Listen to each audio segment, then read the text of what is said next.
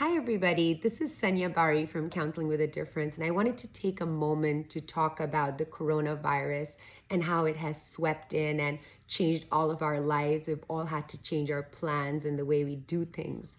And as we have gotten out of our comfort zone, this has affected our relationships as well. And I wanted to talk about constructive ways that we can use this time to make sure that we don't get derailed.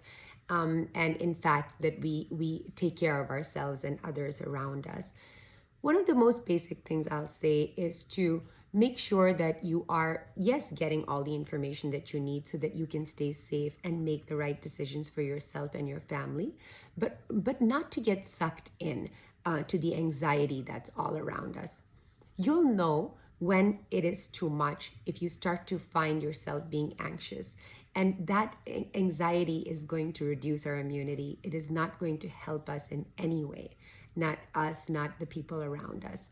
So, when we do have moments like these that have been thrust upon us, they are really opportunities for ourselves to deepen ourselves, to find out our resources and that are within us and outside us, to be creative. And it's almost like a challenge to see how we can get through this in one piece together as a family, as couples, as a nation, as a people. So, definitely, I'm going to suggest some things that I hope are going to help. For example, many of us are very used to using contact for self-regulation and to express love. And with that being taken away from many of us who are self-quarantining, or some of us that really do have the virus now and are sick, that whenever you are communicating, to hold a very attentive gaze so that you can express your love through that, so that even if it is a little interaction, you feel that, yes, I'm here, I'm present. Deepen your relationship by practicing non-judgmental sharing of your micro truths, of your micro fears, and non-judgmental receiving. It is one of the greatest gifts that we can give each other, to be able to receive the other person when they are very vulnerably telling you something that is their fear. And using generous words as expressions of love and kindness, leaving little notes for each other is a good idea. Playing interactive games, downloading apps and interactive games online that are made sometimes for couples, sometimes for families. Making a list. How about making a list of all of the things that you wanted to do at home when you really couldn't be home because you were working or busy in other ways, and taking those on one by one. Things like, reading a book that you wanted to, organizing your spaces to feel comfortable and make them more like yourself, shopping online, making a gourmet meal for yourself. And it would be a good idea to create your space in a way that is making you feel happy, that is making you feel comfortable.